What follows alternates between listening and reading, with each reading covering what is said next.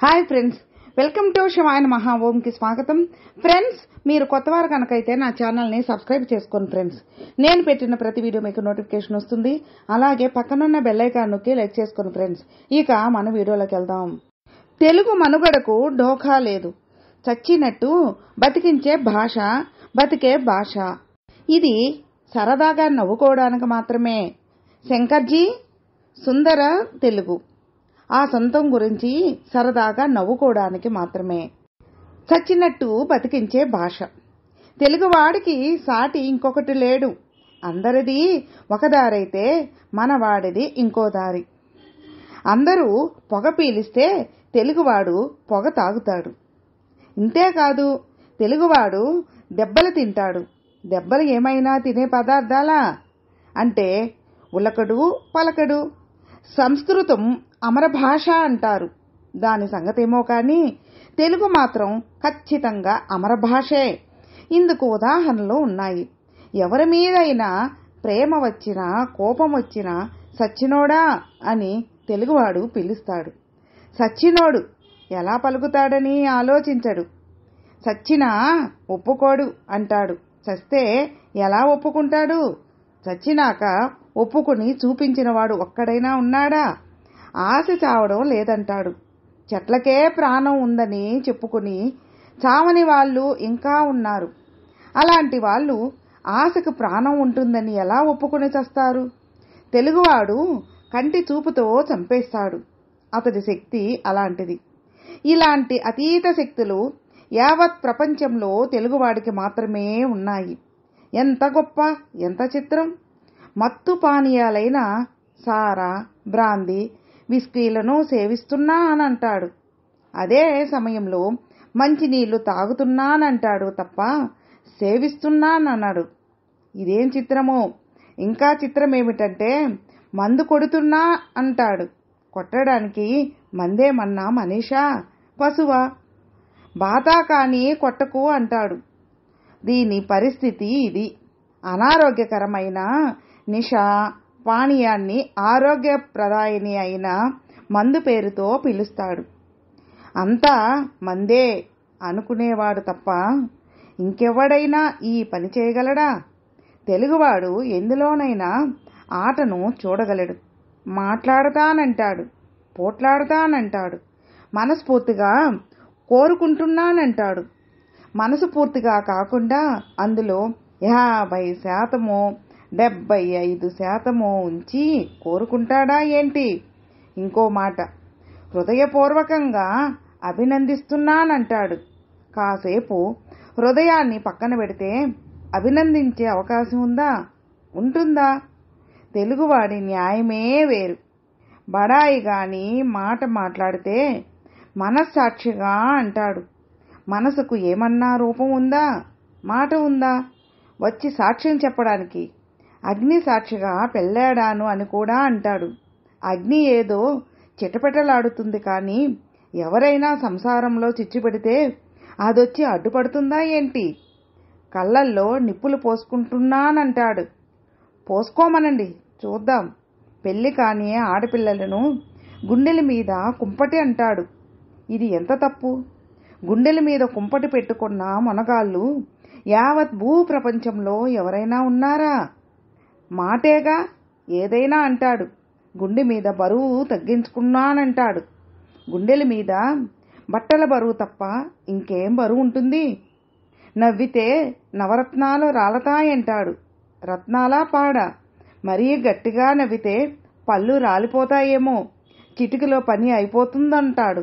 అతిశయం కాకపోతే చిటిక వేస్తే శబ్దం అవుతుంది కానీ పని ఎలా అవుతుంది?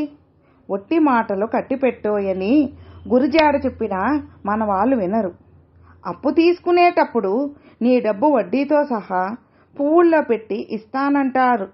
వడ్డీ ఇస్తే ఇవ్వచ్చు గాని పువ్వుల్లో పెట్టి ఇచ్చినవాడు ఎవడైనా ఉన్నాడా? ఇది అప్పిచ్చిన పిచ్చివాడి చెవిలో పువ్వు పెట్టడం కాదు. ఎవరో చిన్న చూపు చూస్తున్నారని తెలుగువాడు ఆక్షేపిస్తాడు. దూరపు చూపు, దగ్గర చూపు ఉంటాయి తప్ప చిన్న చూపు, పెద్ద చూపు అని ఎక్కడైనా ఉంటాయా? వంట చేయడాన్ని చేయి కాల్చుకోవడం అంటాడు. ఇదే నిజమైతే ఆడవాళ్ళ చేతులన్నీ ఏమైపోయేవి? సంగీతం అంటే చెవి కోసుకుంటానని ఒక్కొక్కరు వంకర్లు తిరిగిపోతుంటారు. అయితే అతడు ఎంతసేపు పాటలు వింటున్నా కోసుకున్న చెవి కింద పడేదే అని నిరాశపడ్డవాళ్ళు ఉన్నారు. తప్పు చేసినవాడు అడ్డంగా దొరికిపోయాడు అంటారు. దొరికిన వాడెవడైనా అడ్డంగా దొరుకుతాడా? నిలువుగా దొరుకుతాడు తప్ప అన్నట్టు గిట్టని వాణ్ణి అడ్డమైన వాడు అని తిడతారు. అదేంటి? దాని భావమేంటి? పండితార్థం ఏమైనా పిండితార్థం ఒకటుంది. పశువా అని తిట్టినట్టు మనుషులు నిలువుగా ఉంటారు, పశువులు అడ్డంగా ఉంటాయి. అది సంగతి. ఎవడి మీదైనా కోపం వస్తే ఏ మొహం పెట్టుకుని వచ్చావంటారు తెలుగువాడు.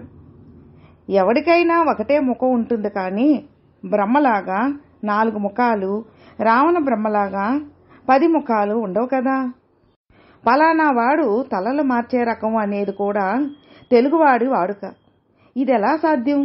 వినాయక వృత్తాంతంలో లాగా తలలు మార్చే శక్తి సామాన్య మానవులకు ఉంటుందా? తెలుగువాడు బండ చాకిరీ చేస్తానంటాడు. బండదాని మొహం ఎక్కడ పడేస్తే అక్కడే ఉంటుంది, కానీ అది చేసే చాకిరీ ఏముంది? ఎడమ చేత్తో చేస్తానంటాడు. ఎడమ చేత్తో చేసే పనులేంటో అందరికీ తెలుసు. దానితో అన్ని పనులు అతివేగంగా చేస్తానంటే ఎలా కుదురుతుంది? అన్నం ఉడకలేదా అంటాడు. ఇదేంటి? ఉడికితే కానీ అన్నం కాదు కదా. జోకులు పేల్లేదు అంటాడు. జోకు ఏమైనా బాంబా పేలడానికి? వీపు విమానం మోత మోగుతుందని అంటాడు. విమానం మోత మోగితే ఆ వీపు అసలు ఉంటుందా? మనిషి అసలు ఉంటాడా? లేస్తే మనిషిని కానంటాడొకడు. మరి లేచిన వాళ్ళందరూ ఏంటి? అలాంటప్పుడు కూర్చుని ఉంటేనే మేలు కదా. శక్తిని కూడా భక్తికి ముడిపెట్టడం తెలుగువాడికి రివాజు. ఉన్న పూజలు చాలక బడితి పూజ ఒకటి. జంతువుల్లో కూడా దేవుళ్లను చూసుకుని భారతీయులు ఆరాధిస్తారు. ఇందుకు తెలుగువాడు కూడా మినహాయింపు కాదు.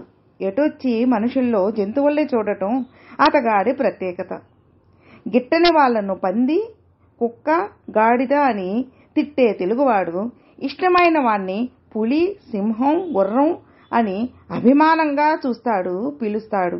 ఏదైనా కల్లారా చూస్తే తప్ప నమ్మకూడదు. తెలుగు భాష ఇందుకు ఇంపు అయిన మినహాయింపు. గుండె జారిపోయింది అంటారు. ఇప్పటి వరకు ఎవరికైనా జారిపోయిందా? లేదే. నీ నోరు పడిపోను అని తిట్టిపోస్తారు. ఎవరి నోరైనా ఎప్పుడైనా పడిపోవడం చూశామా? పాడమని అడిగితే గాయకులు గొంతు పోయింది అంటారు. గొంతు ఎక్కడికి పోతుంది? పోతే ఎవరు తీసుకురాగలరు? నోరు పారేసుకోవడం అంటారు. అది ఎలా సాధ్యం? మా ఆయనకు నోట్లో నాలుక లేదని ఓ ఇల్లాలు వాపోతుంది. నోట్లో నాలుక లేకుండా మనిషి ఎలా ఉంటాడు? వాసన చూడు అంటారు. వాసనను పీలుస్తారు, కానీ ఎలా చూస్తాం?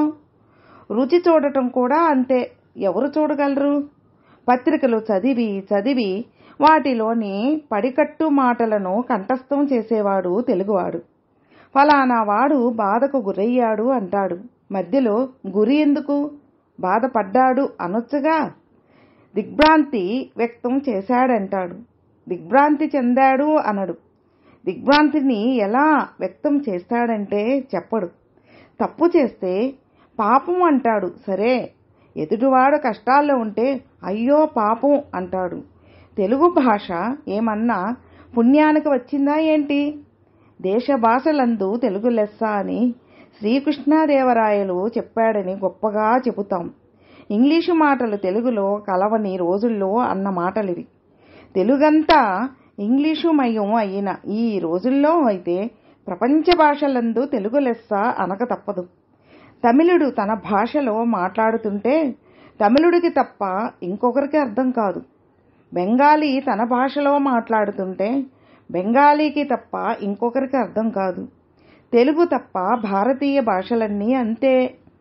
మరి తెలుగువాడు తెలుగు అని చెప్పి మాట్లాడుతుంటే అన్ని భాషల వాళ్లకు ఎంతో కొంత అర్థమవుతుంది. ఇందుకు ఇంగ్లీషు, ఉర్దూ, తమిళం, కన్నడం, హిందీ లాంటి సమస్త భాషలు ఇందులో గూడు కట్టుకునో భవనం కట్టుకునో ఉంటాయి. ఇంగ్లీష్ మాత్రం ఇంతకన్నా పొడిచిందేముంది? ఇది తెలుగువాడి వ్యూహం. అందువల్ల తెలుగు మనుగడకు ఎట్టి పరిస్థితుల్లో డోకా లేదు. తెలుగు భాష జిందాబాద్. ఫ్రెండ్స్, మీకు ఈ వీడియో నచ్చితే లైక్ చేయండి, మీ ఫ్రెండ్స్కి షేర్ చేయండి. సబ్స్క్రైబ్ చేసుకున్నట్లయితే ప్లీజ్ సబ్స్క్రైబ్ చేసుకోండి. నేను పెట్టిన ప్రతి వీడియో మీకు నోటిఫికేషన్ వస్తుంది. అలాగే మీ అభిప్రాయాన్ని కామెంట్లో మెసేజ్ చేయండి. ఓం నమః శివాయ నమః.